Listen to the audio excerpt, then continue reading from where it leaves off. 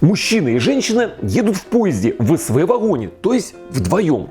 Вдруг неожиданно мужик громко чихает, потом достает свой пипиндер из ширинки, вытирает его платочком и прячет назад. У женщины аж глаза на лоб полезли. Она думает, наверное, показалось. И снова дальше сидит и в окошко смотрит, как ни в чем не бывало. А минут через 5 ситуация повторяется. Мужик снова громко чихает, достает свой пипиндер, вытирает кончик платочком и снова прячет его в брюки. Женщина уже буквально чуть охренела просто. Она не может поверить, что едет в СВ с таким мужланом. А через 5 минут вся ситуация повторяется опять.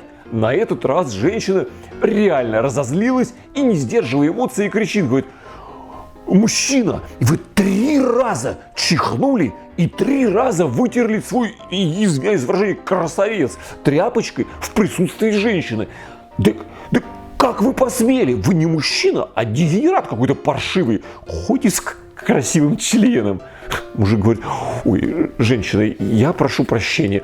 Понимаете, я не специально, просто у меня очень редкая проблема. Когда я чихаю, я, извиняюсь за выражение, кончаю.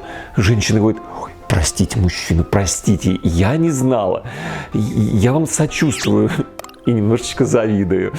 И что же вы принимаете от этого? Мужик говорит: так я